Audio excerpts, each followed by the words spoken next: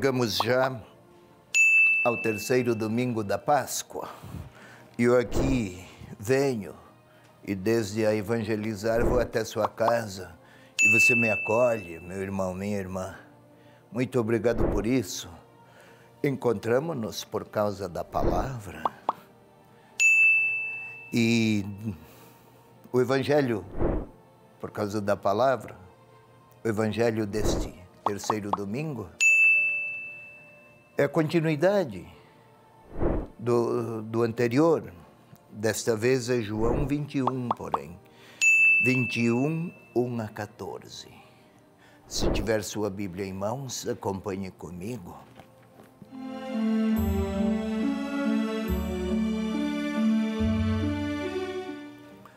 Depois disso, Jesus manifestou-se novamente aos discípulos às margens do lago de Tiberíades. Manifestou-se assim.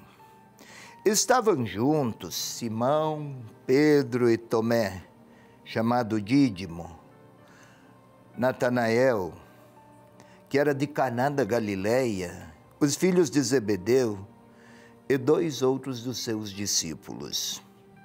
Simão Pedro lhes disse: Vou pescar. Eles lhe disseram: Vamos nós também contigo. Saíram e subiram ao barco, e naquela noite nada apanharam. Já amanhecera. Jesus estava de pé na praia, mas os discípulos não sabiam que era Jesus. Então ele lhes disse: Jovens, acaso tendes algum peixe? Responderam-lhe: Não. Disse-lhes: Lançai a rede à direita do barco e encontrareis. Lançaram então, e já não tinham mais forças para puxá-la, por causa da quantidade de peixes. Aquele discípulo que Jesus amava disse então a Pedro: É o Senhor. Simão Pedro, ouvindo dizer é o Senhor, vestiu a roupa, porque estava nu, e atirou-se ao mar. Os outros discípulos, que não estavam longe da terra, mas cerca de 200 côvados, vieram com o barco, arrastando a rede com os peixes. Quando saltaram em terra, viram brasas acesas, tendo por cima peixe e pão. Jesus lhes disse: Trazei alguns peixes que apanhastes. Simão Pedro subiu então ao barco e arrastou para a terra a rede, cheia de 153 grandes peixes. E apesar de serem tantos, a rede não se rompeu. Disse-lhes Jesus: Vinde comer. Nenhum dos discípulos ousava perguntar-lhe: Quem és tu? Porque sabiam que era o Senhor. Jesus aproxima-se, toma o pão e o distribui entre eles, e faz o mesmo com o peixe. Foi esta a terceira vez que Jesus se manifestou aos discípulos, depois de ter ressuscitado dos mortos. É este, meu irmão, minha irmã, o texto desse terceiro domingo da Páscoa, o texto do Evangelho. Vamos a ele, vamos explicá-lo.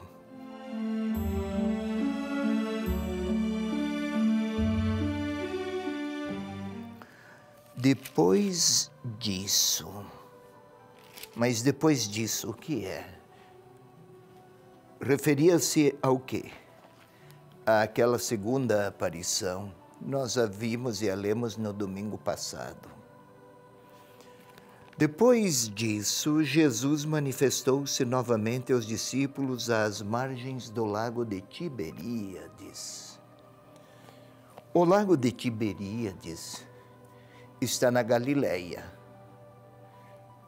Da outra vez, do domingo anterior, Jesus se deixara ver, como diz o texto. Jesus se fizera ver. E isso ocorrera em Jerusalém. Foi lá. Agora o mar de Tiberíades está a 120 quilômetros mais ao norte. É um bom percurso. Os discípulos parece que tinham retornado, né? Àqueles primeiros dias nos quais tinham sido chamados. Os primeiros chamados foram na Galiléia, foram ao norte. Pois bem, retornar à missão é como se estivessem aí a recomeçar tudo, mas já tinham experimentado o encontro com o ressuscitado. Não era um início sem rumo e desorientado. Eles tinham se encontrado com o Senhor Jesus vivo após a crucifixão e a morte. Quem eram? As margens do mar de Tiberíades.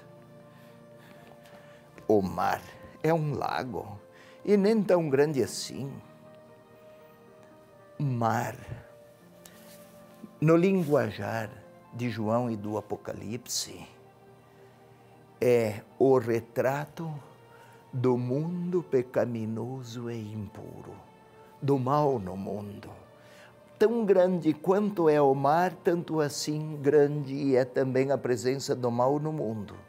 E o nome é Tiberíades, um nome pagão. Nas outras referências, João chamava de Mar da Galileia. Agora é o mesmo mar com outro nome, Tiberíades, um nome pagão, a magnitude do paganismo pelo mundo. E estavam juntos Simão, Pedro, Tomé, Natanael, os filhos de Zebedeu. Simão Pedro, aquele homem sincero, mas titubeante, hesitante, facilmente assumia propósitos e tropeçava nos mesmos propósitos. Este é um. Tomé é aquele, conhecemos, que tinha uma dificuldade enorme em crer, embora fosse até corajoso. Natanael era aquele homem, sempre personagens conhecidos do quarto evangelho. Homem singelo, puro, transparente, quase ingênuo. Era de Caná da Galileia. Os filhos de Zebedeu eram fanáticos, impetuosos, meio dados à violência, inclusive. Violento, se necessário fosse, para abraçar a causa, para defender a causa. Melhor. São 7. E outros 2 discípulos, não sabemos quais, anônimos. Talvez possamos pôr o nosso nome lá.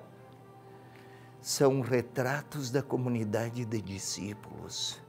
Personalidades distintas, fragilidades diferentes, também características muito boas, todavia limitados.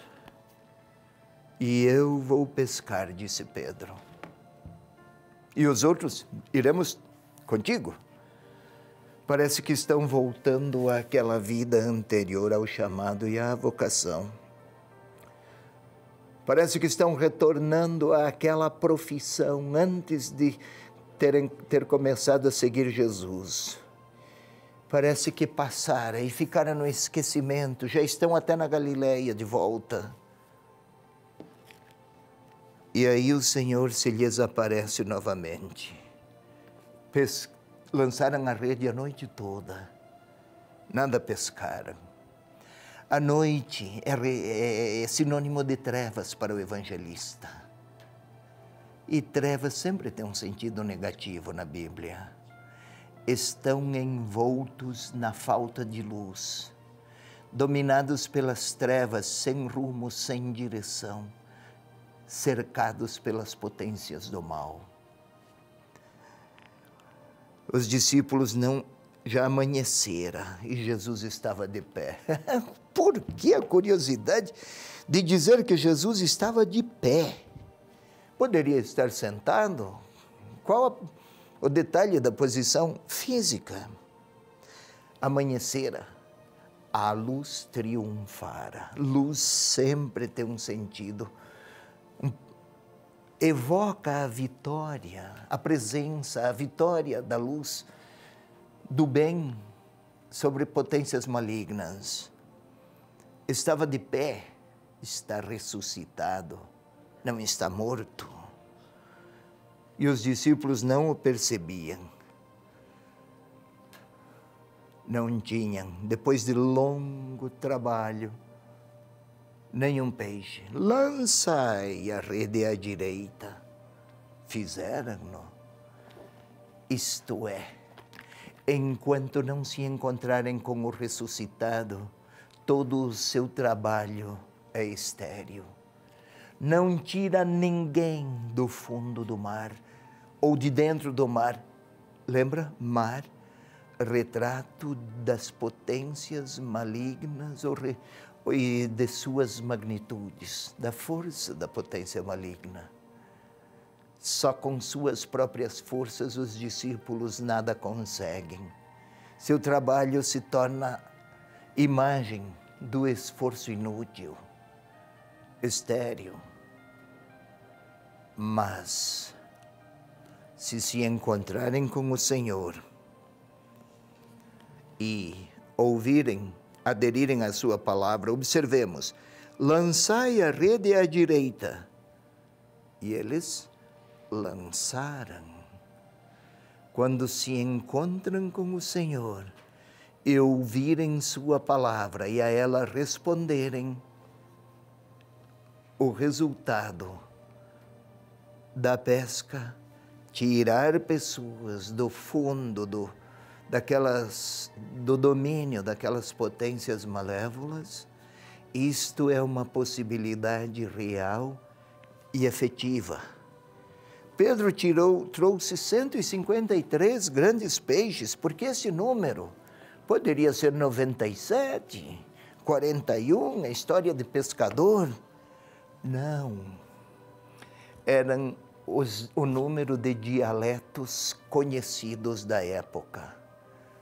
Cada peixe aí é retrato de pessoas tiradas do domínio do mal. É o mundo inteiro, na visão deles, alcançado pela força do ressuscitado, e esta força chegou mediante a ação dos discípulos que ouviram a palavra do seu Senhor.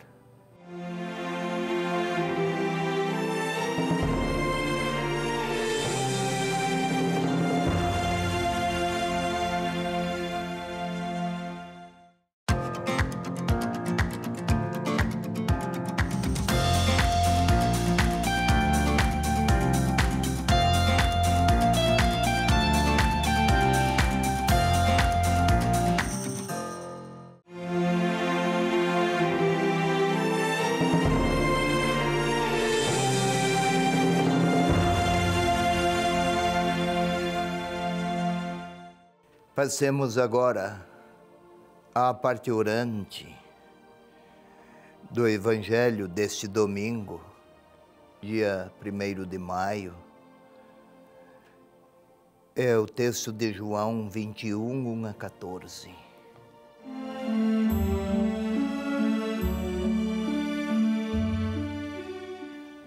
Antes, porém, como sempre, se faltar a devida composição do lugar interior, se esta faltar, é difícil a concentração. Feche seus olhos. Queira fechar seus olhos.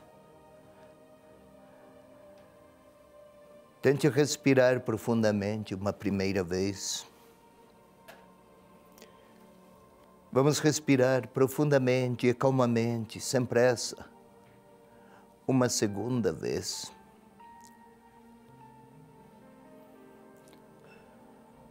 Vamos agora, porque concentrados, vamos tentar sentir o coração a pulsar no nosso peito. Por mais que estejamos parados, ele está em movimento. É quase permanente. Nunca parou. É como se uma vida estivesse jorrando com gratuidade desde o início da nossa existência. E tudo isso é gratuidade do Criador, que nos chamou à vida. Com erros, com acertos, com nobrezas e com pecados, vamos tentar sentir o coração a bater sempre. Sinal de que a vida, o Criador assim a quer, como uma constante, até a eternidade. Sinta esse coração a bater no seu peito. E agora vamos juntos, eu e você, falar ao Espírito Santo, dom do ressuscitado, gratuidade do próprio Senhor. Vinde, Espírito Santo, iluminai nossas mentes, nossos afetos, nossas convicções, nossa sensibilidade. Fazei-nos dóceis à verdade que cremos, à palavra que lemos, à fé que professamos. Fazei-nos sensíveis, flexíveis, que permitamos que tudo em nós seja realidade na qual o Espírito de Deus encontra acolhimento. Glória ao Pai, ao Filho e ao Espírito Santo, como era no princípio, agora e sempre. Amém. Lemos há pouco, foi explicado. Vamos tentar, é um novo passo, imaginar as cenas, as que vimos, as que lemos, as que ouvimos. Os discípulos fizeram uma longa viagem para os padrões da época. Desde Jerusalém até a Galileia, até o mar de Tiberíades, mar da Galileia. Cafarnaum, talvez, Tabra, para ser mais precisos, um pequeno lugarejo não distante de Cafarnaum, às margens do lago. Os discípulos talvez ainda falem, recordem, comentem as belas experiências do encontro com o ressuscitado, mas tudo se aquietou, ninguém mais nada falou, tudo pareceu cair ou fixar-se numa memória feliz, mas sem outra efetividade. E lá estão eles voltando à profissão de pescadores. Estão retomando, lançam as redes. Tudo isso era feito à noite. Lançam as redes e os peixes não vêm. E a noite toda. Vamos tentar vê-los. Cansados, suados, desanimados. Tudo fora maravilhoso enquanto durara, mas agora tem que cair na real, como se fala. E nenhum peixe. Sinal de que estão desencontrados. Começa a amanhecer e já estão próximos do solo, retornando. E a imagem de alguém que lhes gesticula. Vamos tentar vê-los. Já estão próximos que Ao falar alto, um ouve o outro, e ouvem aquele tal que não reconhecem, que está a lhes dizer: lancem as redes ao lado direito.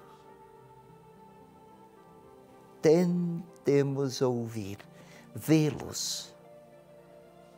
Talvez entreolhem-se, passamos a noite toda e nada pescamos.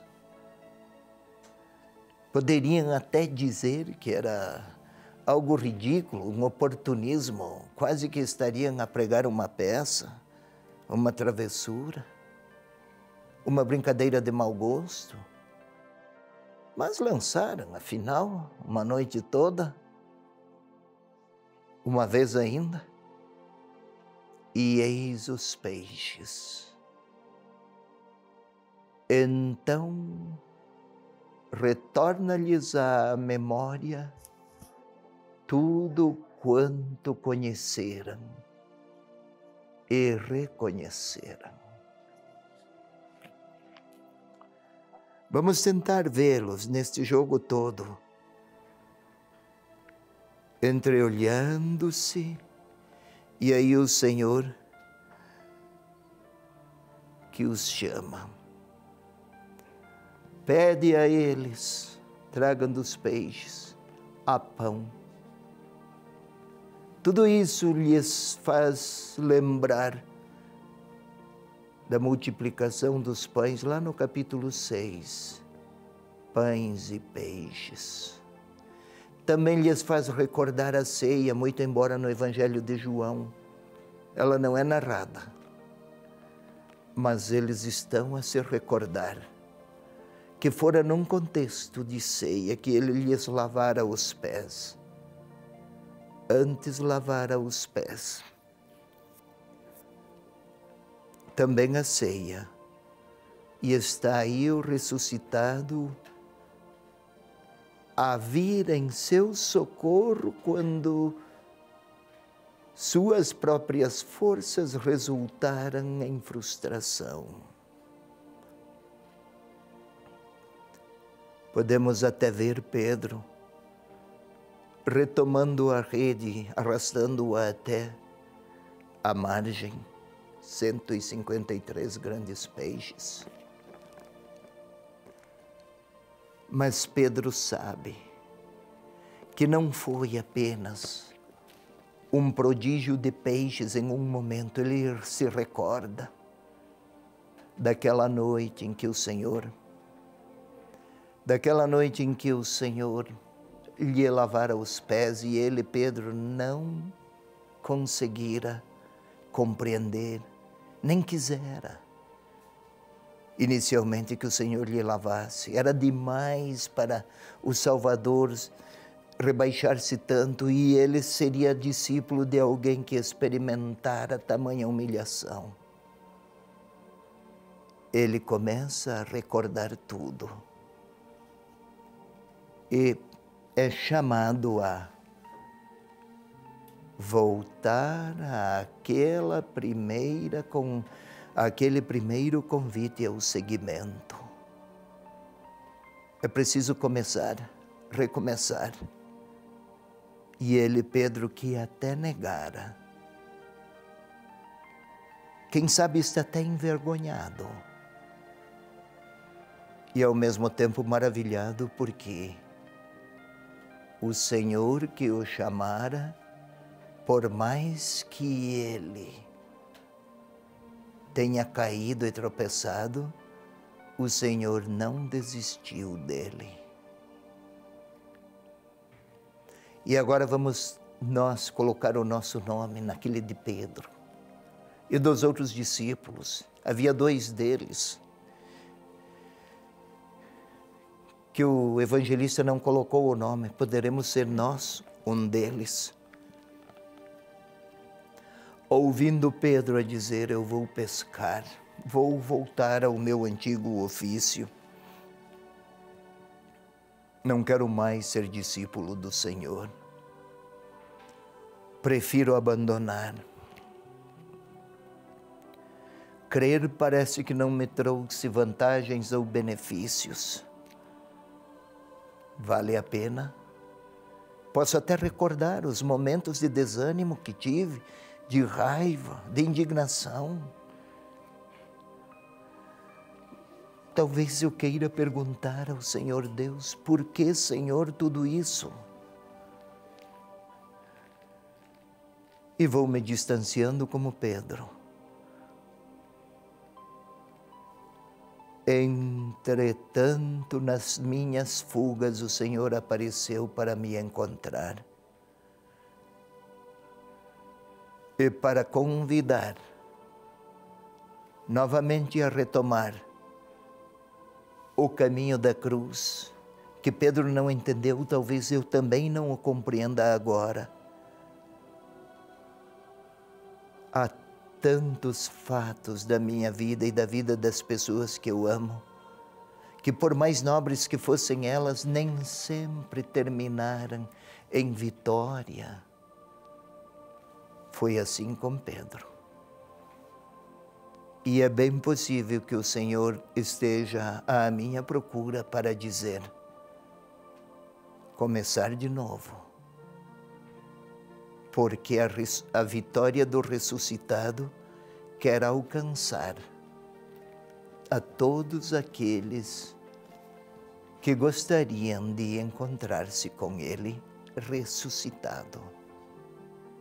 É hora da minha palavra ao Senhor, que está a me aguardar lá na margem.